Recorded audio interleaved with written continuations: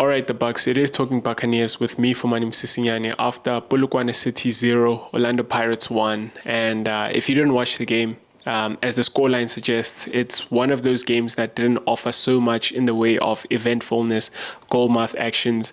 So you don't have to go and watch the highlights thinking maybe there were a couple of breathtaking moments, near misses, and things of that nature. I mean, those, we hit the bar very late in the second half, but I think that had to do with the game being open and things of that nature. But I think everyone who watched it will agree with me in saying that this was an uninspiring one, although obviously we'll take the 3 points and move forward. But like I predicted in my match preview that I think it's going to be a tough one, and it was a tough one for us in terms of opening up Polokwane City. They were very organized. They're very narrow, had a lot of men marking in the midfield. There's not a lot of space for our players to operate in.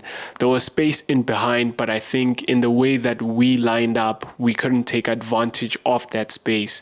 And maybe to start there, I think I was quite content in some regard with the starting 11 that we put out, especially playing Mofokeng, who was amazing in this game.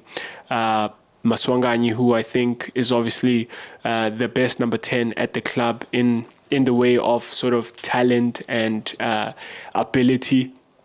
I think he's the best number 10 at the club. It's a very arguable statement that I'm putting out there, considering we have Kapinga in that position and Kim Vwidi in that position as well. But I guess in our lineup, the person that I was disappointed not to see, firstly, Ndabaithetho Ndlondlo, whom I haven't heard much about. Maybe that's my ignorance, but I think he might be injured, and it's not a case of him just being left out of the traveling squad. I think he might be injured because he's someone that I thought we're going to play with in this game, just because of the way that he plays football and how we are more of a good in possession side with Ndlondlo than without him, especially for this kind of game. And then my disappointment was largely with playing Karim Kim Vwidi on the right. And I mean, if you watch my channel, I've even got a video where I back Karim Kim Vwidi as one of the best number 10s, I beg your pardon. Let alone in the club, I think he's one of the best number 10s in the league. And there's very few names that you could put out in that particular position who's as talented as Karim Kim Vwidi is. And I mean, he's still got some way to go to reach his potential, but I think that potential is a massive potential. And I've got a video where I speak about him. I'll link it up here at the top, and you can check that out after watching this video. But I think, in as much as I think Karim Kim Vwidi is a great talent, I think he's very good at carrying the ball. He's a very good dribbler. He's just got a very bright football mind. I do think that you don't get the best out of him playing him at right wing. So I think that's the first point. You don't get the best out of Karim Kim Vwidi playing at right wing. I think he's better off attacking the goal through the center. He's better off influencing the game through the center, much closer to the goal mouth action. I don't know if I'm saying that right. Yeah, much closer to goal mouth action and things of that. Just attacking centrally, I think you get more out of him. I mean, there's obviously the dilemma of who do you start? Do you start Maswanganyi? The coach obviously loves to play Maswanganyi, and I think Maswanganyi is very good. He's one of the best number 10s in the leagues as well. But then if you've got both of them, who do you then sacrifice? If you want to put both of them in the field, how do you sort of go about it? Maybe that's the dilemma for the coach. Without changing system, can you play both of them? The coach thinks yes, and the best option for him is to play Karim Kim Vwidi on the right wing. the idea might be that you obviously want Thabiso Monyane to be the one that offers width on the right and Karim Kimvidi to come infield, to come into that number 10 position, but starting off on the right and coming infield. I don't think that's the best way to get the best out of him. And I humbly say that because I obviously don't train with Karim Kimvidi. I only watch him and make these comments. But I do think that even so, we are allowed to say this as fans, as onlookers, that that's not his best position. But two, I also think that systematically it's a bit limiting to play Karim Kimvidi on the right when you're playing someone like Mufugeng on the left and Maswanganyi centrally. And the reason I say that is with the opposition that we're facing, Polokwane City, there's a lot of space behind them. And I sort of, if you watch the preview, that's something that I picked up when I watched their previous games, that they've got, centre backs that like to, press, push up and go towards that centre line at times. But really they are mid-block. They don't sit in their box and sort of defend in a low block. They do step out at times. And so it leaves spaces in behind. And what I thought would do is to play with someone like Lepasa, who's very good at attacking that space, and especially someone like Saleng. And the reason why I cry out for playing someone like Saleng in this kind of a game where you've got the defense stepping out. I mean, for obvious reasons, Saleng is a threat in behind. But also he's someone who gets into the box. So, I mean, there's a couple of instances in this game versus Polokwane City in which the ball was, on the left. Mufugeng maybe had the ball, or someone on that left side, maybe Dion Hotto. And you'd have Evidence Mahopa going towards that side. Evidence Mahopa is someone who likes to get involved sort of across that front line. He goes to the left wing, he goes to the right wing.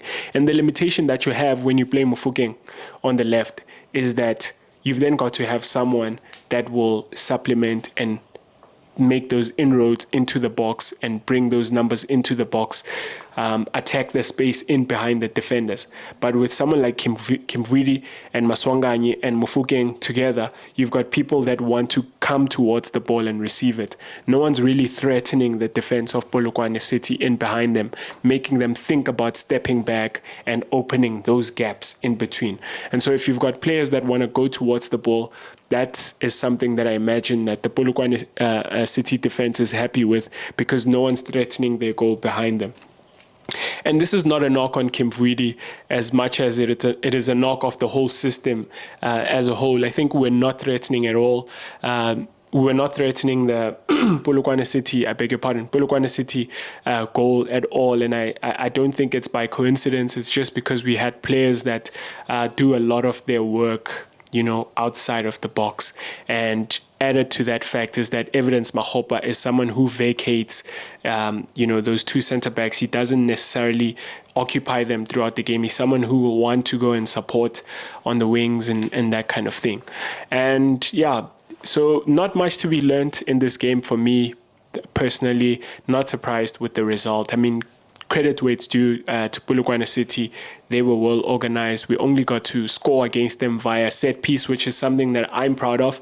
If we can't score, then we've got to use set pieces, which are a very crucial phase of football that you've got to utilize, especially as a big team. I mean, there's this stereotype that only small teams will use set pieces. And I thought Polokwane City coming into this one will be playing for that set piece.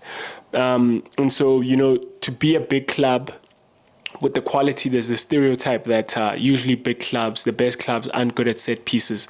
But to be able to score in a set piece situation is something that I can say well done to the team for. Just one thing, before I go on for too long, I do want to keep this one sweet and short. Something that I would sort of like to make a mention of, besides the fact that Mufugeng, again, is still growing in confidence, he's growing in belief, and we almost see his quality coming through now in every game. one of the other things that I wanted to say is that I'm very interested in seeing the development of Talent Mbata. He's someone that now watching him play for the second time in our Pirates jersey, I think he's going to be of great use in that midfield. He's got a turn on him. That's something that I love about my midfielder. In the absence of Ndlondlo, he was doing that sort of thing where Ndlondlo, again, I made a video on this channel, which you can watch, and I'm going to link it up top here. Ndlondlo has got that thing where he's the one that will come deep and receive for us from the defenders and the goalkeeper, and he's the one that's going to get us attacking. I describe Ndlondlo as, as someone who thinks about how we will attack. And Talent Mbata seems like he's got that trait in him where he'll come deep and receive and turn.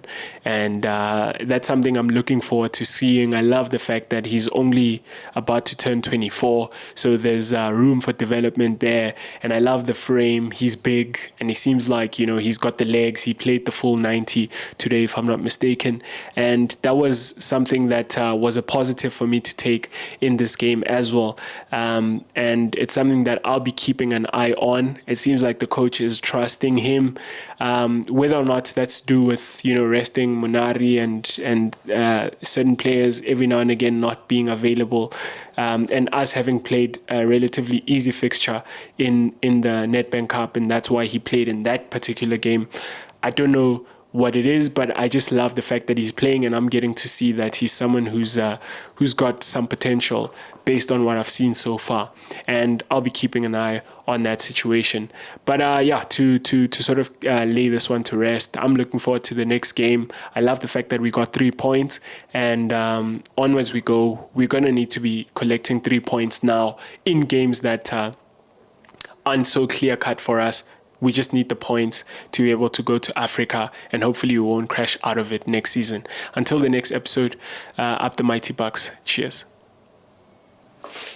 I know you're craving some more of Talking Buccaneers content. Well, I have great news for you. If you hit that subscribe button right now, you'll stay up to date with all our future content.